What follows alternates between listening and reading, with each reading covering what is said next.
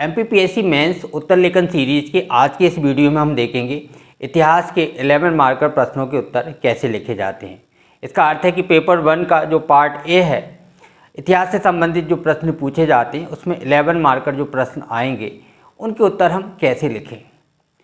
तो आज के इस वीडियो में हम देखने वाले हैं पहले जो 2020 में नया ट्रेंड शुरू हुआ है उस ट्रेंड को जानेंगे कि क्या वो नया ट्रेंड है जो बाकी 2019, 18, 17, 16 से उसको अलग करता है। और दूसरा जो 11 मार्कर प्रश्न की प्रकृति है उस प्रकृति के आधार पे उसका बेहतर आंसर कैसे होना चाहिए और 11 मार्कर प्रश्न का जो उत्तर होगा उसकी फॉर्मेटिंग कैसे की जानी चाहिए, किस तरीके से उसको लिखा जाना चाहिए, इसको भी हम जानेंगे।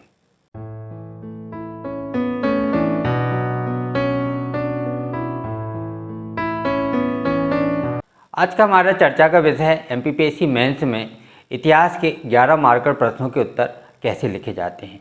तो इतिहास के 11 मार्कर प्रश्न का उत्तर कैसे लिखा जाता है उससे पहले हम जानेंगे कि इतिहास के 11 मार्कर या 11 मार्कर प्रश्न जो हैं वो किस तरीके से पूछे जाते हैं। और पूछे जाने में भी 2020 का जो लास्ट मेंस हुआ है तो उसमें किस तरीके के प्रश्न पूछे गए हैं, मुख्य रूप से पहले हम उसको देखेंगे और उसके बाद हम चर्चा करेंगे कि प्रश्न आगे अगर पूछे जाते हैं तो उसका उत्तर किस तरीके से लिखा जाना चाहिए। तो सबसे पहले हम देखते हैं, स्क्रीन पर आपको दिखाई दे रहा होगा।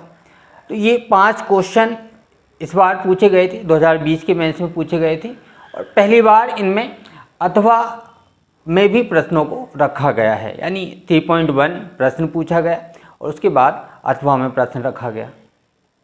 तो ये जो प्रश्न है जैसे कि हम देख पा रहे हैं, हम देखते हैं कि पहला जो प्रश्न है वो सिंधु घाटी सभ्यता एक नगरीय सभ्यता है, इस कथन के संबंध में आपका क्या मत है। और उसके बाद अथवा में जो प्रश्न पूछा गया है वो पूछा गया है गुप्त काल में कला एवं स्थापत्य के विकास का वर्णन कीजिए। तो ये यूनिट 1 में जो प्राचीन भारत है, एंशियंट हिस्ट्री है, तो उससे संबंधित 2 प्रश्न पूछे गए हैं। उसके बाद मध्यकालीन भारत से जो यूनिट 2 है उससे जो दूसरा प्रश्न पूछा गया है मोहम्मद तुगलक को विरोधी गुणों का सम्मिश्रण कहा जाता है, इस कथन की विवेचना कीजिए। और इसी में अथवा प्रश्न है दक्षिण के नासूर ने औरंगजेब का विनाश कर दिया, इस कथन के आधार पर औरंगजेब की दक्षिण नीति की विवेचना कीजिए। ठीक, तो यूनिट बाय यूनिट है तो ये डिफाइन है कि अब 5 क्वेश्चन जो पूछे जाएंगे वो 5 यूनिट से पूछे जाएंगे, 11-11 मार्क्स के होंगे और अगर यही ट्रेंड बना रहता है तो वो अथवा में भी पूछे जाएंगे। तो आधुनिक काल में जो प्रश्न पूछा गया है, पहला प्रश्न है आर्य समाज या आर्य समाज मिशन के सामाजिक तथा शैक्षणिक योगदानों का वर्णन कीजिए और दूसरा है बाल गंगाधर तिलक का भारतीय स्वतंत्र आंदोलन में योगदान को रेखांकित कीजिए। फिर जो मध्य प्रदेश का जो इतिहास है उससे संबंधित प्रश्न है मध्य प्रदेश में स्वतंत्रता आंदोलन का वर्णन कीजिए और अथवा में है मध्य प्रदेश के प्रमुख ऐतिहासिक एवं पर्यटक स्थलों का विवरण दीजिए। इसके बाद रियासत में बुंदेलखंड और होलकर वंश, ये 2 रियासतों से संबंधित प्रश्न पूछा गया है। तो जो रियासत से जो प्रश्न आएंगे वो किसी 2 रियासत से हमारे पास ऑप्शन होगा, विकल्प होगा, तो उनमें से किसी एक का उत्तर लिख सकते हैं। तो यहाँ तो ये समझ में आ रहा है लास्ट यूनिट में, लेकिन हम देखेंगे कि जो पहली यूनिट से जो प्रश्न पूछा गया है यानी एंशियंट हिस्ट्री से जो प्रश्न पूछा गया है तो उसमें भी एक तरीके से इतिहास को एंशियंट हिस्ट्री को 2 भागों में बांटकर देखा गया है।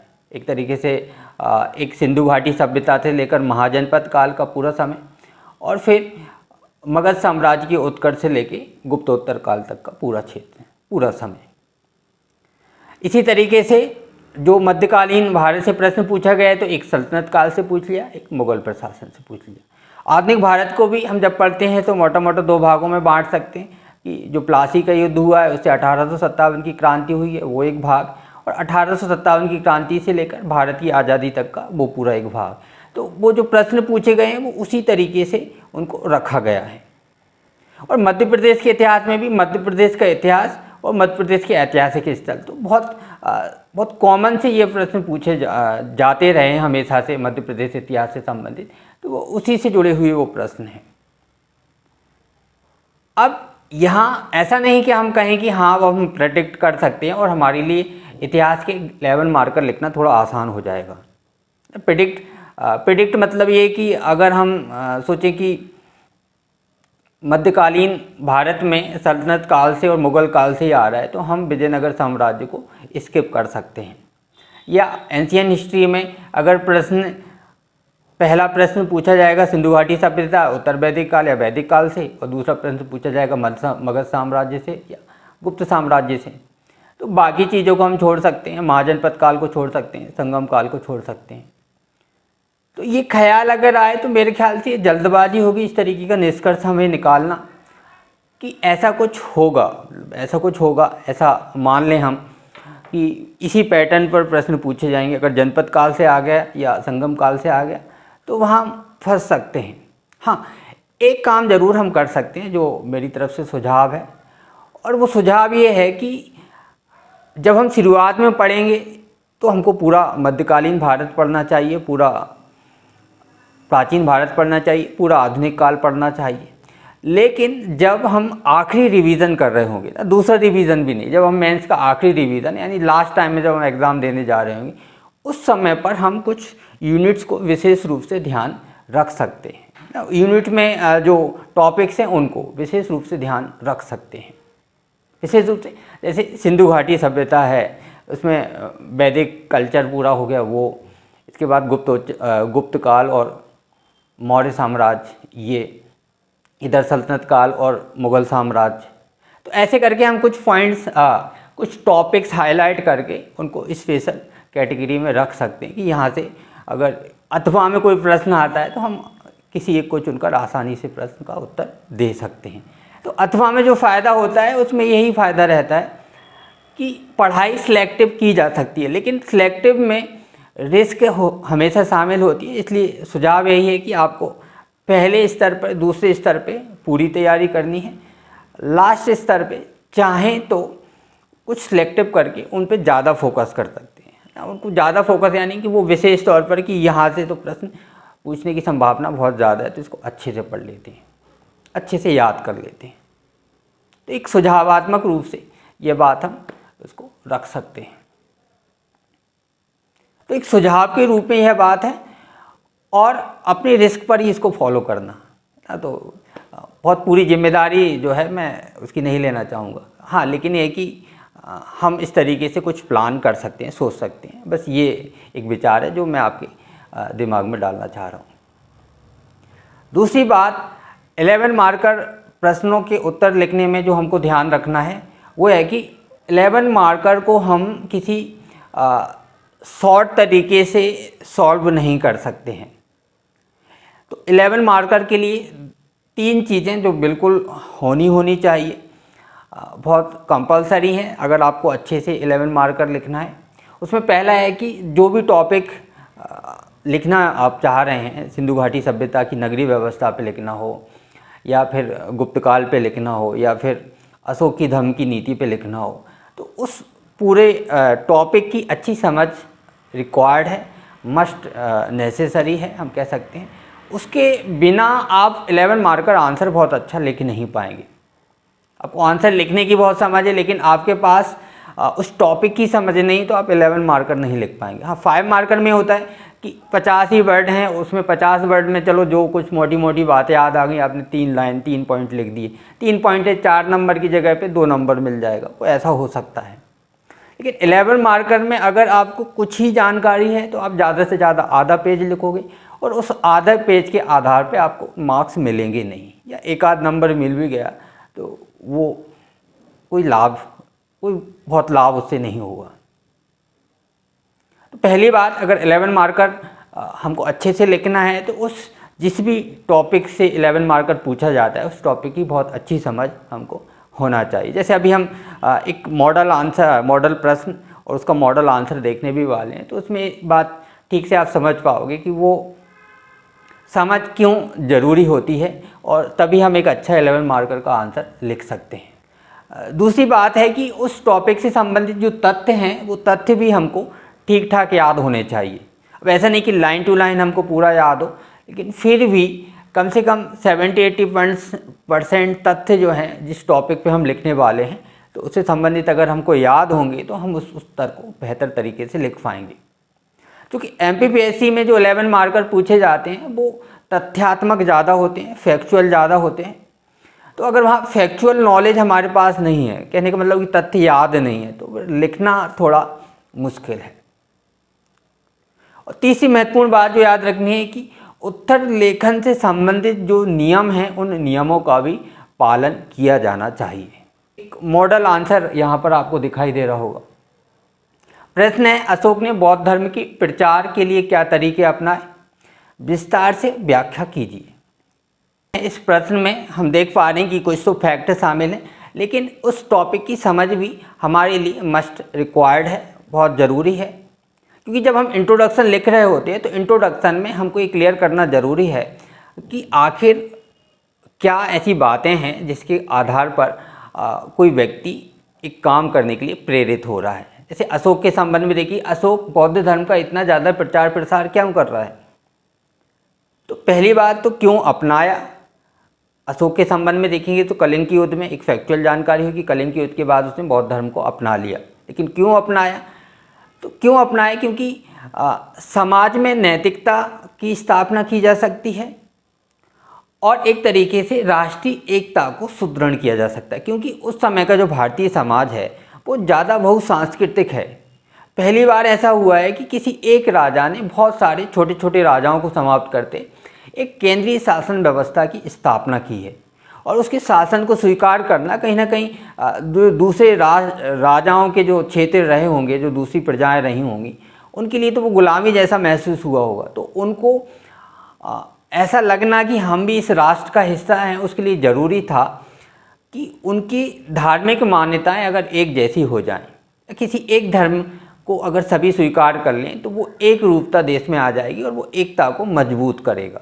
दूसरा, अगर सामाजिक नैतिकता उस समाज में आती है तो कहीं ना कहीं बहुत सख्ती के साथ फिर उसको कंट्रोल करने की ज़रूरत नहीं है, वो अपने आप ही मैनेज हो जाएंगे। बहुत कम मेहनत के साथ भी उनको मैनेज किया जा सकता है। तो इस समझ के साथ हम पहले उसकी एक इंट्रो बनाएंगे, प्रस्तावना बनाएंगे। प्रस्तावना में कभी भी जब हम पैराग्राफ में लिखते हैं तो जो पहली लाइन होती है उसमें एक या दो शब्द छोड़कर हम उसको लिखते हैं। जैसा कि आपको दिखाई दे रहा होगा कि लगभग 2 शब्द छोड़ के लाइन शुरू हुई है, उसके बाद फिर वो शुरू से हुआ है ना। तो इस तरीके से हम पैराग्राफ का नियम है कि हम इस तरीके से पैराग्राफ बनाएं। फिर पॉइंट जो होगा तो बिल्कुल एक लाइन में, एक सीध में हम पॉइंट्स बनाएंगे। चाहे तो उनको पॉइंट्स को अंडरलाइन कर सकते हैं, इस तरीके से कर सकते हैं। और अगर पॉइंट्स के भी सब पॉइंट्स होंगे तो पहली हेडिंग होगी, उसके नीचे हम पॉइंट्स बनाएंगे। उसमें अगर हम नंबर्स भी देंगे या तो आप सीधे तीर लगा के उनको इस तरीके से प्रेजेंट कर सकते हो। अगर उनको नंबर भी दोगे तो फिर ये 1 2 3 अगर हमने यहाँ यूज़ कर लिया है तो हम बेहतर होगा। हिंदी में है तो का खा गा लिख सकते हैं, इंग्लिश में तो ABCD लिख सकते हैं, या रोमन वाला जो 1 2 3 है उसका इस्तेमाल पॉइंट बनाने में कर सकते हैं अगर हमको उसमें भी नंबरिंग करनी हो तो जब भी 11 मार्कर आंसर लिखना है तो उसमें कॉन्सेप्चुअल क्लैरिटी के साथ साथ फैक्ट है ना। तो फैक्ट संबंधित धम्मघोष, तो धम्मघोष की घोषणा की, धम्मघोष भेरी घोष की जगह पे धम्मघोष को लेके आए खुद। फिर धम्म से संबंधित यात्राएं की, कहाँ कहाँ पे यात्राएं की, उन जगहों के 2-3 नाम याद आ जाएं कि वो जो हैं बौद्ध गया गए हुए थे, लुम्बिनी गए हुए थे, या 1-2 जगह और जितनी याद आ जाती वो जगहें हम लिख सकते हैं। फिर धर्म महामात्र की नियुक्ति की गई थी जो धर्म से संबंधित मामलों को देखने का काम कर रहे थे। विदेश में प्रचार प्रसार के लिए जैसे महेंद्र और संघमित्रा, उनकी बेटा और बेटियां थीं, तो उनको श्रीलंका भेजा गया था। और 1-2 नाम याद आ जाए तो और बेहतर है। अगर नहीं भी आते तो केवल महेंद्र और संघमित्रा भी हम लिख सकते हैं कि उनको श्रीलंका भेजा गया था।